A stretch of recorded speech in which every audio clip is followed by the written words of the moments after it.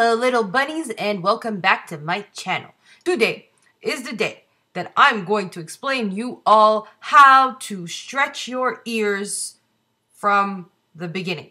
Now it's not very complicated, but there are things that you should know when stretching. First of all, when doing something at home, it's always at your own risk. So that you should always keep in mind. So anything that goes wrong, don't come and message me and say, oh, something went wrong and it's your fault. No, it's not my fault. I'm warning you, it's to your own risk. Now, the second thing. Well, the first and foremost thing, once you've established, I'm going to do it myself. I don't care. The first thing you're going to do is, in my case, this one's not stretched and this one is. Now, I'll explain to you why. This one I was able to stretch at home by myself. No problem, no questions asked, no nothing. And it went forward and forward until I got fed up and just got it scalpeled just to jump like 3 sizes. I was tired. I was just like, yeah, let's do it.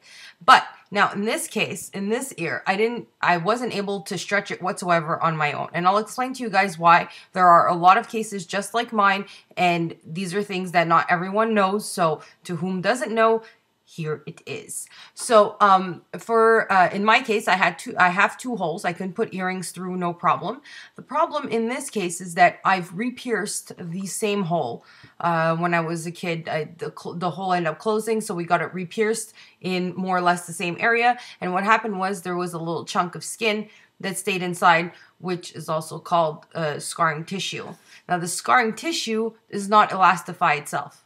And again, it's not a word, but I really like it, okay? It's not very flexible as a tissue itself. So odds are you probably won't even be able to put a few mils in, like the beginning, the 14 or 16 gauge, which is a few millimeters, which is really, really the beginning. I don't have any. I lost them. They're so small. But it's about the size of like my septum ring, for example, like the beginning piercings. If you can see, even that you'll have a hard time passing through. Now, for example, you get to that stage and you can pass the septum ring size, this is a 16 gauge or, no, it's a 14 gauge, I'm lying. Usually you want to skip it as quickly as possible, especially with something like this. It probably won't even stretch your ear that much. Going to 12 and 10 is maybe where you're going to be able to see if your ear is completely unstretchable. So you're going to pass the earring through, and always make sure that you come out of the shower, a warm, hot shower, before stretching. First of all, what it does is that it opens up the pores and relaxes all muscle tissues and skin and everything. So you can basically do anything coming out of the shower with your ears when stretching.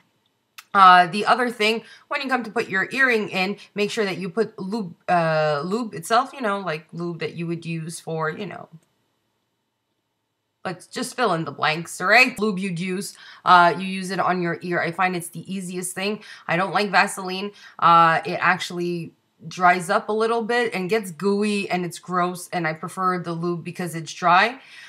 So yeah, and make sure you don't take any that are scented. Make sure that you take non-scented. I think the generic brand that you can get at the pharmacy should do the job. Try to take a small tube because they're actually a little expensive. So, you know, don't spend 20 bucks for lube. It's a bit useless. So once you've got the lube from the pharmacy and you're home with your taper. I'm taking a bigger taper. One, because I lost all the other ones that were prior to this. If I'm not mistaken, this is a 00, so yeah. Anyways, so what you're going to do is make sure to lube up your taper first. Make sure you wash your hands, make sure everything's disinfected, and make sure that these are sterile, because some places just sell them like that, and then there's junk all over them, and you might get an infection, and who wants that? Seriously. If you want that, by all means, you know, go right ahead. What you're going to do when you're taking a taper, this one's acrylic, is the one that I'm using for the explanation on how to stretch your ear. The more expensive ones are surgical steel that you can find on a few websites or at your local piercing tattoo shop. I'll give you a link of where I can recommend you guys buy tapers that are way, way cheaper. It's like literally like bulk price. It's ridiculous. The company is called Crazy Factory, and actually Caitlin Hill recommended it to me, and I've been shopping on it, and they have really, really amazing cheap prices for all kinds of like either silicone, acrylic, or surgical steel tapers and plugs. So you guys just check out the link below and you'll be able to see that. When stretching your ear, you can use acrylic to stretch. Now, this is my opinion and not everyone else's. When you're putting in your taper, you don't sleep with it. You're going to replace it right away with your new plug. And your plug should be stainless steel. That's what you should be investing in. If you don't have the money to buy yourself a stainless steel because you're jumping sizes and it's something that it's an investment. It really is. It gets expensive on a long run to do it on your own and just, you know, keep on buying the taper and the plug and whatnot. One, it's good to do the investment so that you don't get any infections. But if you want to use just a regular acrylic plug, make sure to put Teflon tape around it. It's surgical tape. And by it being around, you avoid any possibilities of this being, like, this is very porous. And the tape itself, you can actually replace it. So you take it out, replace the tape every day, and wash your ear at the same time and pop it back in. If you have a hard time, retake your taper and pass it right through. You'll see it's super simple. So that's my little note for you guys to know which kind of tapers to use when stretching, because it's actually very imperative to have the proper tools to do this at home, because you don't want to screw it up. And you don't want to come and message me and tell me that you did it wrong and it's my fault. So it's not my fault. Okay. So you're going to lube up your ear as well. And then you're going to pass the taper through. It takes a long time. It's not instant. Woo, new size. No. You're going to take your sweet ass time to do it. The more you rush, the worse it is. So what you do is you put a video on, watch TV, do whatever you want, whatever is relaxing to you, or even while you're in bed. You put the lube in and you constantly do half-way clockwork and anti-clockwork motions like this to pass it through. You see that it's not passing. It doesn't want to listen. It doesn't want to go through it. Don't force it. Stop it there and just let it relax a little bit. And then keep on pulling slowly. Now, often people will do this. I've done it as well. So I'm not, you know, a saint or any, well, saint. It's not like it killed anyone. But it's not recommended to actually go this way. I hope you see what I'm doing right now. But it's not good to go this way and pull downwards. It's always better to pull parallel to your shoulder. Simply because by doing it this way, you're actually warping your ear. So that when the plug goes in at bigger sizes, it'll look like it's coming out like this. And it's not very pretty, because it's already weirdly shaped, the ear, which I love, but it doesn't matter. And then it goes like this. So your ear kind of looks like a sideways B. You know me, my talking, elaborations, it's complicated. It really is. So anyways, okay, so these are for the people that want to stretch. Now, there are two things. I was requested for this video to explain to you. I was requested to do this video to explain to you guys how this, like, few questions. Figured elaborating it might be better. Now, there were two things. One, if you can't stretch anymore, you're in my case, right? So fuck the lube, fuck the tapers, don't invest any money. Go directly to your professional piercer and ask him to punch your ear. Now, he won't literally take his fist and punch you in the ear, all right? That's not funny. Okay, what he's going to do, he's going to take a circular scalpel that looks like the tip of a pen. It will be a little larger.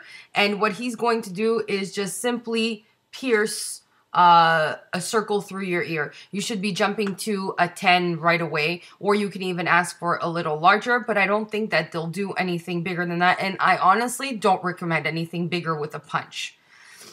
So that'll initiate you and take out that non-elastifiable, that's right, new words all the time, non-elastifying skin. Take that right out and you'll be able to stretch by yourself ever so easily forever and ever.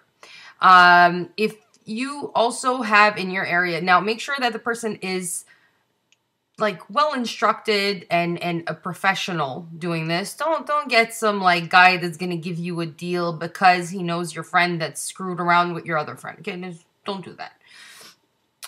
As well, you can also get it scalpeled out, which is what I did on this one here. It healed quite quickly. It was really low maintenance after the surgery.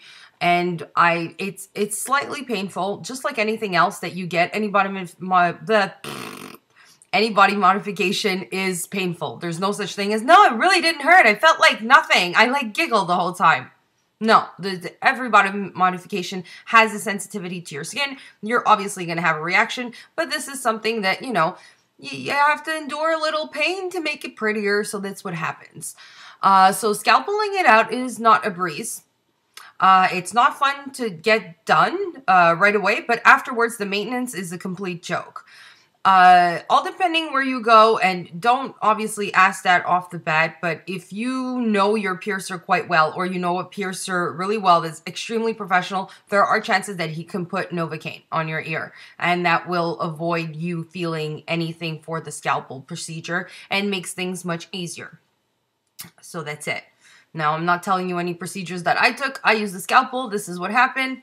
And it was low maintenance, and yay, I got my 1 inch, which I'm still stretching, and I'm not putting tape on this one. I was giving it a little bit of rest. It's really cold out, and I feel like my ear's chapping a little bit, so I don't want to give it stress for nothing. So when it's cold out, make sure that your ears are really, really warm at all times, because there's not much circulation at the bottom of your lobe.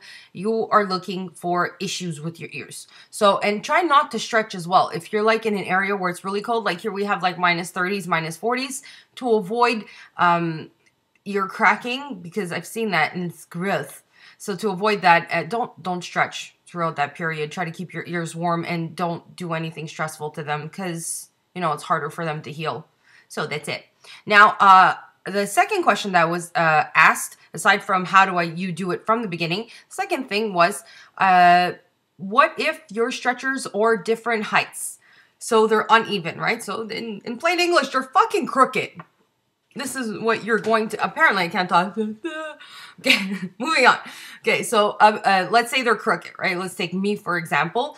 You're going to take your ear that is a little higher or a little lower, and you're going to stretch that one before you continue the crooked one, and see how long it takes or how many sizes. Don't go more than 2.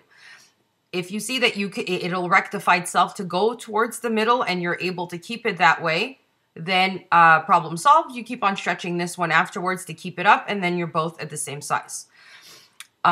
You can also, before going to bed, this is a bit weird, but I'm pretty sure, now I didn't try it, so I don't want to be like, I'm an expert, I know this works. But this is like a tryout thing that could work, is that you can take your plug, make sure that it's longer than supposed to, and you can just simply push it up to your ear and like either put gauze and surgical tape around your ear to keep it higher. So when it's stretching, it'll maybe push higher if that's where you want it. If it's lower, just keep on tugging on your ear slightly throughout the day, and it should take the shape of where it's supposed to go. Because ears are really flexible like that. Really fun. It's easy. The other thing I can recommend you to do if they are crooked is to go to your local piercer and get punched in the ear. Again, not violently in the face or like this. That will do the job. Again, it's not fun, but it's like that. So that's basically my point of view, or by experience, way to stretch your ears. The simplest way and the most normal ways. The other thing you need to know at all times is that if you see that you're having a hard time healing your ears, vitamin E capsules are just amazing. They really do the job. It's the thing that you want to use all the time. If you see that you're having a hard time healing, or you see that it's very sore for a longer time, shouldn't even be sore after the hour of you stretching it. It shouldn't be sore, but if it is, add vitamin E. Also, little rules when stretching. These are also things that you need to know. You also need at all times vitamin E ointment or vitamin E pills. These things help your skin heal as quickly as possible, and that's what you want. And you want to avoid any mishap with the ear. So these are things that you're going to use all the time, or most of the time. So get yourself the big tube. It'll do the job. So you always rub it around and inside the ear. It gets gooey a little bit because it's ointment, or the vitamin E capsules. You just pierce a little hole through the capsule, like squeeze it out and put it around the plug itself, and just leave it in there, and it actually helps heal faster the skin so that you can stretch quicker. But at all times, make sure that you take at least 3 weeks to a month before you stretch again, because with tapers, it's a more violent method. After that, for every other size, after 00, which is about this size, you can do the method I explained in the previous video. I'll put the link below. You guys can check it out if you haven't seen it already. It's basically the bottled water method. I use bottled water because it's the easiest and simplest way and the cheapest way to do it at home. So I'll put the link for that one and you guys can check it out, or I think I'm going to make it pop up. Let's see if it works. If it doesn't, I'm just pointing pure in the abyss of nothing. So anyways, that being said, if there's any questions or anything you guys want to know regarding this, you don't be shy. You email, message me, comment below, and let me know what other questions that you might have regarding this procedure itself. And know that if any of this feels unsure to you, I recommend you don't do any of this at all at home. You can just go to your professional and he'll do it for you. So just a good piercer, someone that's recommended. So that's it.